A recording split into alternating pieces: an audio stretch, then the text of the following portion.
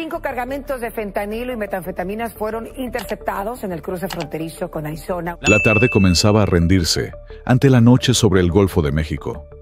El cielo, teñido de naranjas y púrpuras, reflejaba su belleza sobre las aguas tranquilas, mientras las últimas gaviotas surcaban el aire, sin sospechar lo que se avecinaba. Desde el puerto de Cancún partía majestuoso el Estrella del Caribe, un coloso flotante con más de 20 pisos, spa, casino, restaurantes de alta gama y suites que costaban lo mismo que un mes de salario promedio. Una joya de la industria turística mexicana.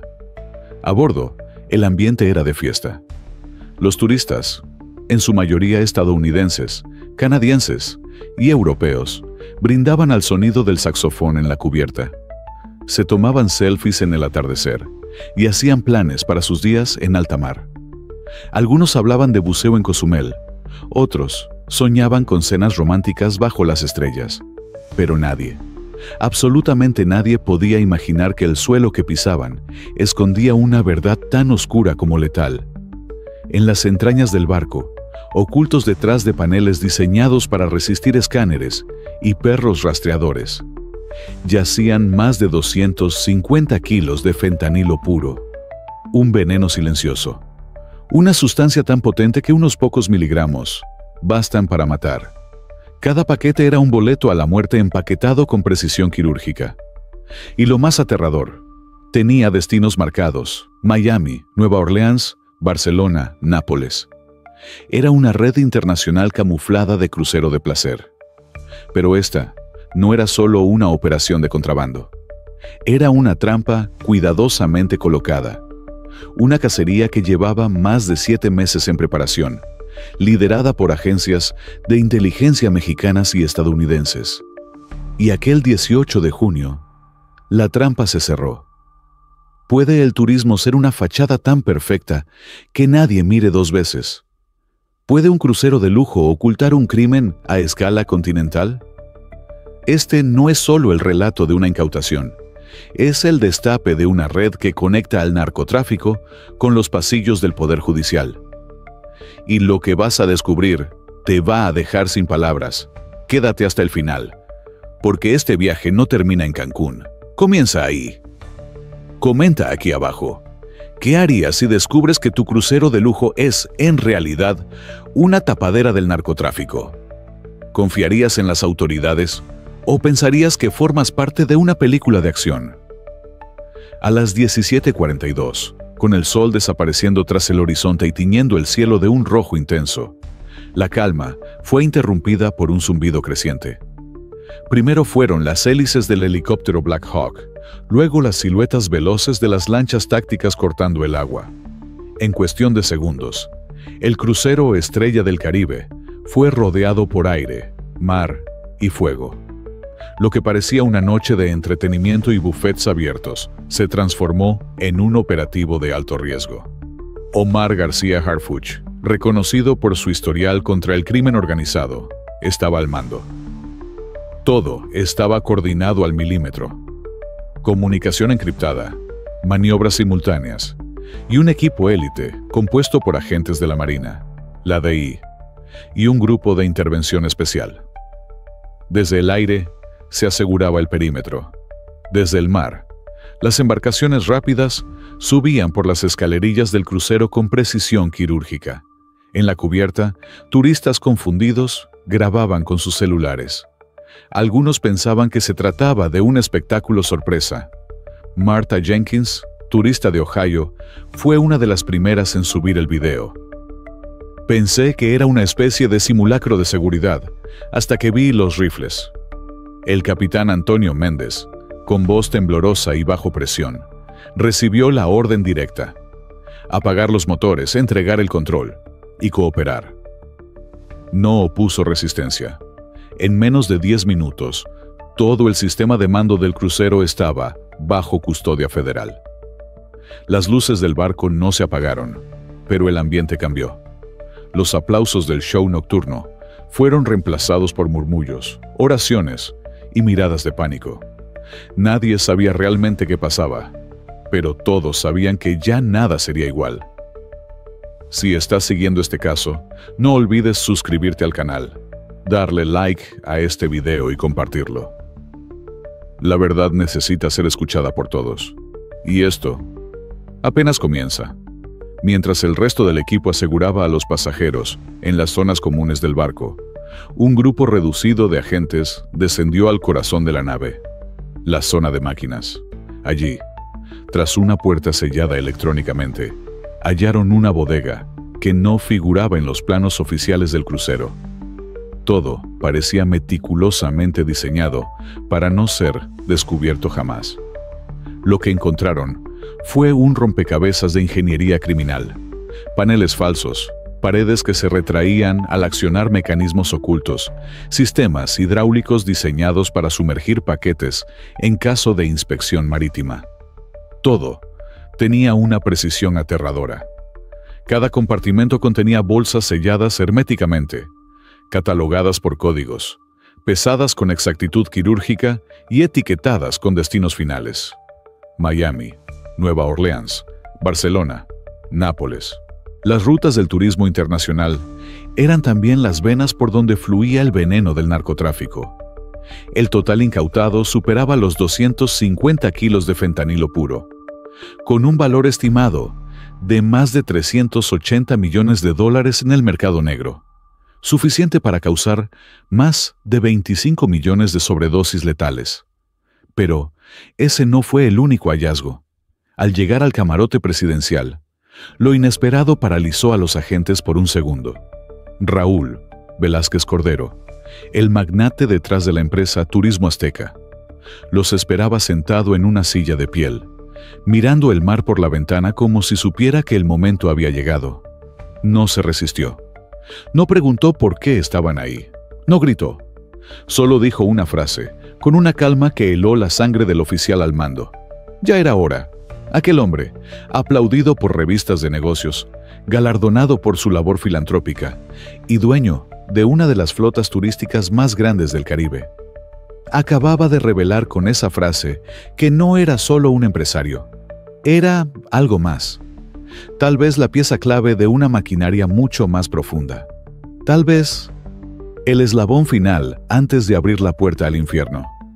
¿Qué sabía Raúl Velázquez que nadie más sabía?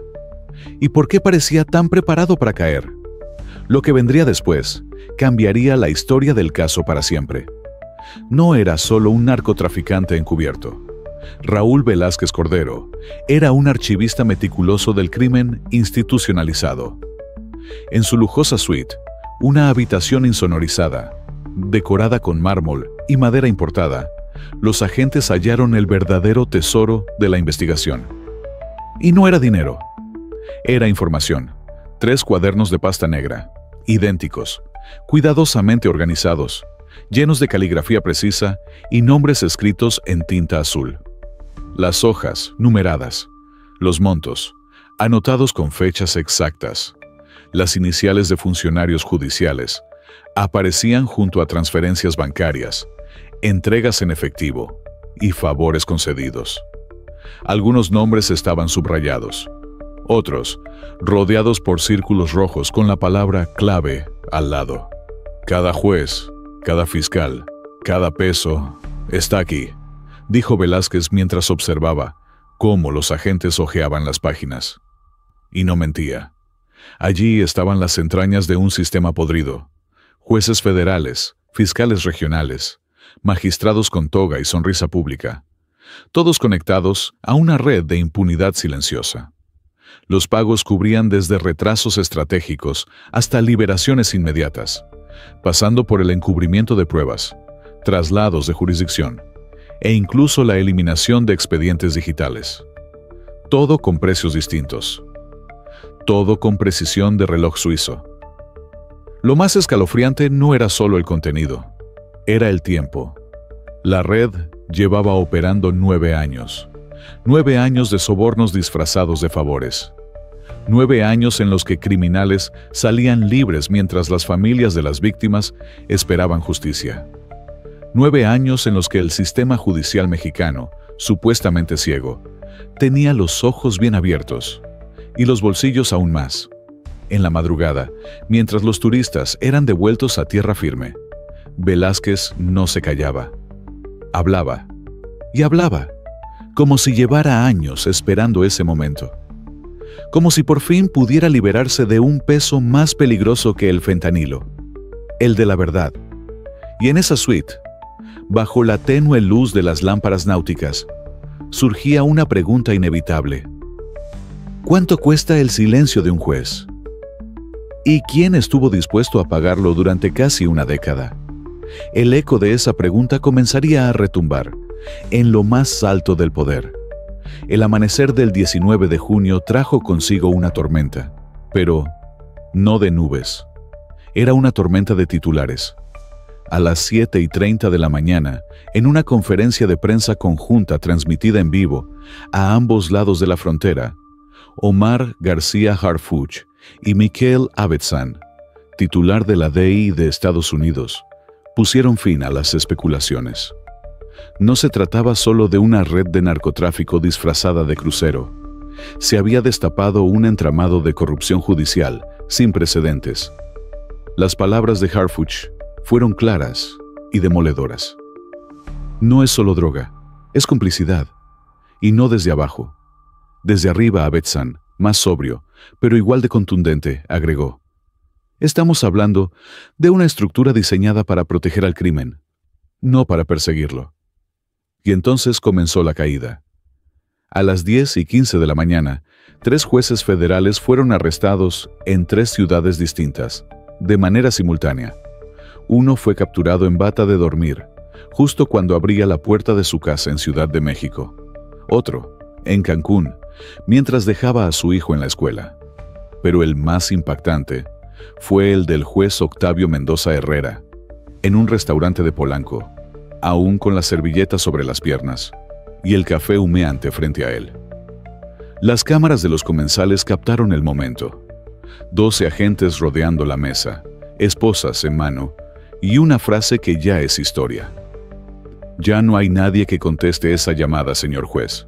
El magistrado había intentado marcar a alguien. Quizás un contacto político.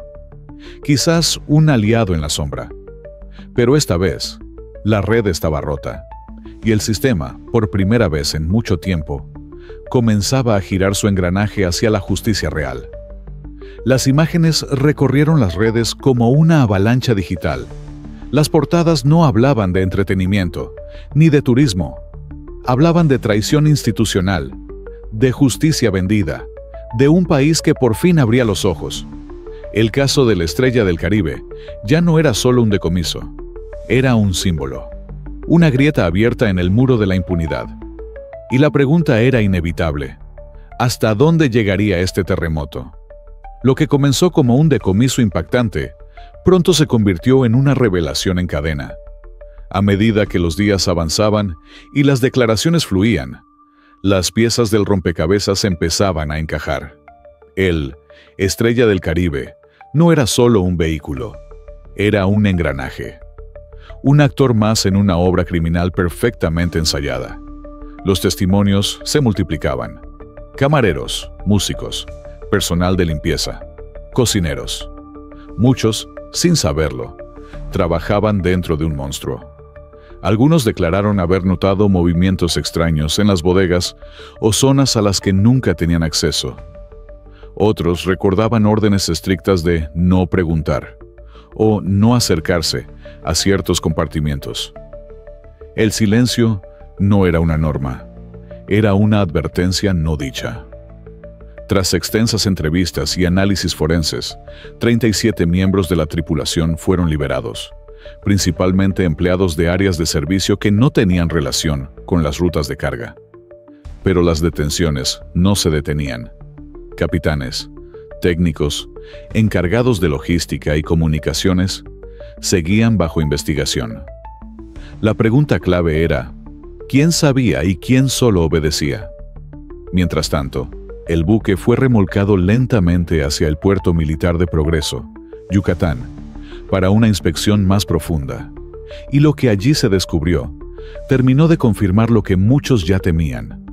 Había más droga, mucha más, en nuevos compartimentos, algunos escondidos en los sistemas de ventilación y otros bajo el suelo del gimnasio principal, fueron hallados otros 150 kilos de fentanilo, sumando un total de casi 400 kilogramos de sustancia pura. Además, se encontraron documentos logísticos, mapas con rutas detalladas, fechas, estimaciones de entrega y, lo más preocupante, una planificación activa para los próximos 6 meses. El Estrella del Caribe había sido una fachada perfecta, una obra maestra del camuflaje criminal. Mientras los turistas jugaban en la piscina o bailaban en la pista del club nocturno, bajo ellos operaba una red de transporte internacional, más eficiente que muchas aerolíneas comerciales. El crucero que antes simbolizaba lujo, descanso y éxito económico para el turismo mexicano, ahora era sinónimo de muerte silenciosa y corrupción institucional. Una especie de Troya flotante que transportaba su veneno disfrazado de glamour. Una máquina del narco disfrazada de paraíso caribeño. Y con cada revelación, la misma pregunta comenzaba a sacudir al país. ¿Cuántos más como este están navegando ahora mismo, sin que lo sepamos? Mientras las autoridades mexicanas y estadounidenses trataban de procesar la magnitud del escándalo, una cosa se hacía cada vez más evidente. Raúl Velázquez Cordero no era solo un narcotraficante camuflado en el turismo, era el archivo viviente de la corrupción judicial mexicana. Desde su celda de seguridad, custodiado por fuerzas especiales y aislado de cualquier contacto externo, Velázquez comenzó a hablar. Y no paró. Cada respuesta era un disparo contra el sistema. Cada frase, una acusación con pruebas documentadas. Lo sabía todo. Lo había anotado todo. No confiaba en nadie, excepto en su instinto de supervivencia. No soy estúpido. Sabía que algún día vendrían por mí.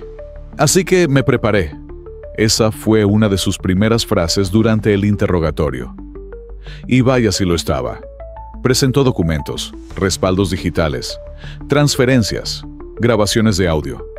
Pero el golpe más fuerte estaba en sus cuadernos de puño y letra, donde narraba con detalle cómo había comprado voluntades, desde jueces locales hasta magistrados de la Suprema Corte. Cada amparo, cada cambio de juez, cada carpetazo, estaba ahí. Esto no es un cartel, es un sistema empresarial de impunidad. Así lo describió uno de los fiscales federales tras revisar los documentos. Un sistema que no respondía a una sola organización criminal, sino a un modelo abierto, un servicio premium, al mejor postor. No importaba si eras del Cártel del Pacífico, del Golfo o un narco emergente. Si tenías el dinero, te protegían. Era un buffet jurídico, con menú incluido. Liberación inmediata por falta de pruebas. $500,000 amparo en 48 horas. $850,000. Cambio de jurisdicción a zona aliada. $1,200,000. Borrado de antecedentes. $2 millones. El combo completo. Hasta $3 millones. Todo con nombres, fechas y montos específicos. Algunos pagos se hacían en efectivo, otros en criptomonedas. Algunos incluso en propiedades o favores políticos. La red contaba con intermediarios disfrazados de abogados, bufetes, especializados en derecho penal, y funcionarios dentro del sistema judicial encargados de mover los hilos invisibles. Pero lo más escalofriante de todo no era la red en sí, era su disponibilidad.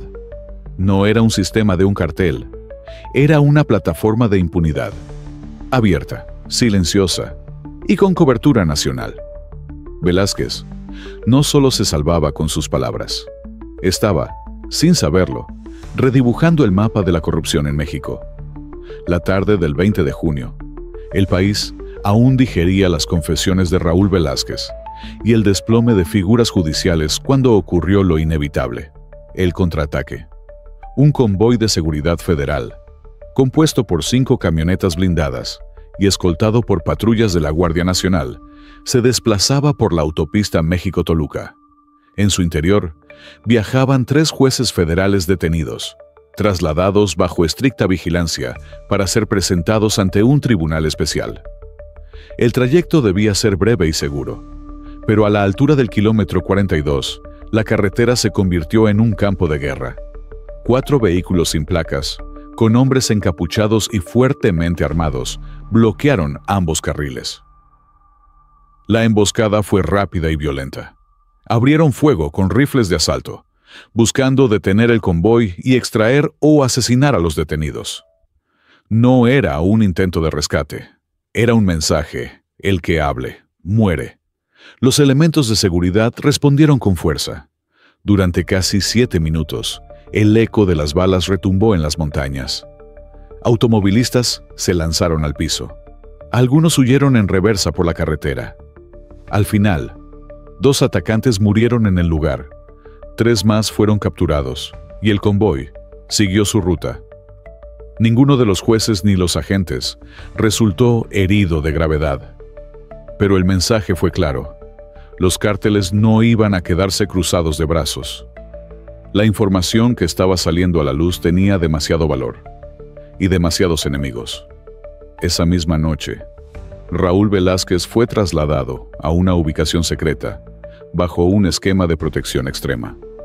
Nadie, salvo 3 altos mandos, conoce su localización actual. Ni jueces, ni fiscales, ni siquiera sus abogados. Su testimonio se convirtió oficialmente en una amenaza nacional para el narco. Como respuesta inmediata, Interpol emitió 7 alertas rojas internacionales. Entre los nombres figuraban 4 ciudadanos mexicanos y, de forma inesperada, 3 estadounidenses. Uno de ellos, un exagente aduanal con vínculos directos con distribuidores en San Diego y Houston.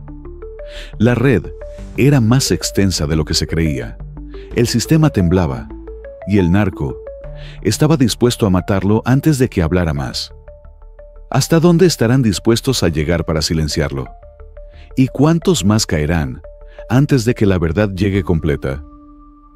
Con el país en vilo y los reflectores internacionales apuntando hacia México, las audiencias comenzaron en silencio, sin prensa, sin anuncios, sin público.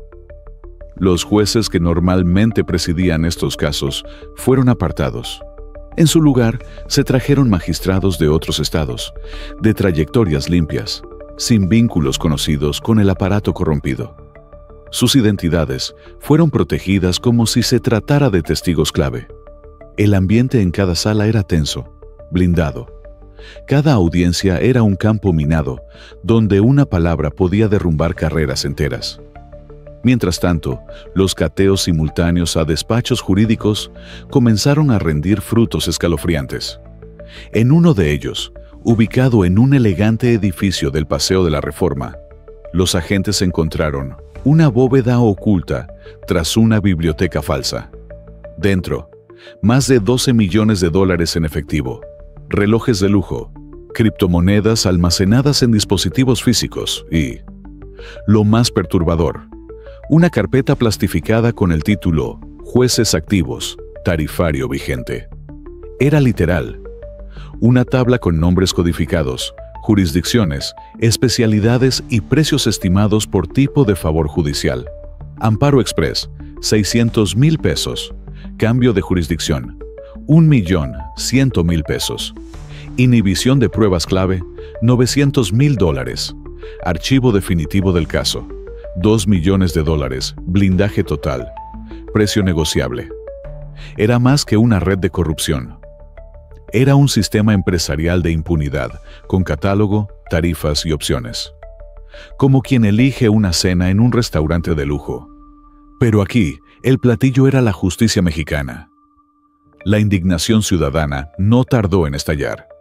En cuestión de horas, la Suprema Corte de Justicia fue rodeada por miles de manifestantes. Lo que comenzó con algunas pancartas sueltas, creció hasta convertirse en un clamor nacional.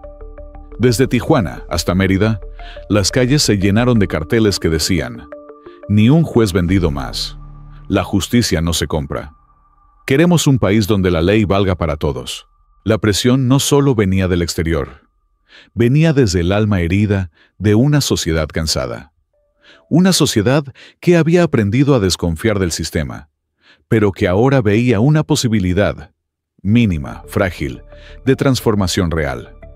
Por primera vez en mucho tiempo, la justicia no solo marchaba en los tribunales, también marchaba en las calles. 22 de junio. México amaneció con 19 funcionarios judiciales arrestados, jueces, magistrados, fiscales, hombres que por años llevaron toga, dictaron sentencias y juraron proteger la ley. Pero detrás del estrado se vendían al mejor postor. Su caída marcó el inicio de algo que, hasta hace poco, parecía imposible, un intento real de limpiar el sistema desde dentro. Mientras tanto, los turistas que días antes reían en la cubierta del Estrella del Caribe, regresaban indignados a sus países, con más preguntas que respuestas. La imagen de México, como paraíso turístico, quedaba manchada por la sombra del narcotráfico. Las reservas cayeron en picada, hoteles cancelados, cruceros suspendidos. El golpe económico fue tan fuerte como el institucional. Medios internacionales como The New York Times, Le Monde y BBC abrieron sus portadas con un mismo titular disfrazado de pregunta. ¿Puede un país redimir su sistema de justicia cuando éste lleva décadas al servicio del crimen? La Casa Blanca emitió un comunicado oficial de respaldo, calificando la operación como un ejemplo de cooperación eficaz y valiente en la lucha contra el fentanilo, que ya ha cobrado cientos de miles de vidas en territorio estadounidense. El gobierno mexicano, por su parte, prometió depuración total, protección a los testigos clave y reformas estructurales. Palabras que muchos han escuchado antes, pero que ahora vienen acompañadas de detenciones, pruebas y nombres concretos. Y sin embargo, la gran pregunta sigue flotando en el aire como el eco de un disparo en la niebla. ¿Esto es realmente el inicio de un cambio? ¿O solo otra cortina de humo bien orquestada? ¿La justicia está despertando? ¿O simplemente moviendo sus piezas para seguir jugando al mismo juego? Déjanos tu opinión en los comentarios. Tu voz importa. Si este video te impactó, suscríbete al canal, dale like y comparte esta historia con alguien que aún cree que la justicia es ciega, cuando en realidad, muchas veces, tiene precio. Porque este caso no solo reveló corrupción, reveló una verdad más incómoda. La impunidad no vive en la sombra, vive en el centro del poder.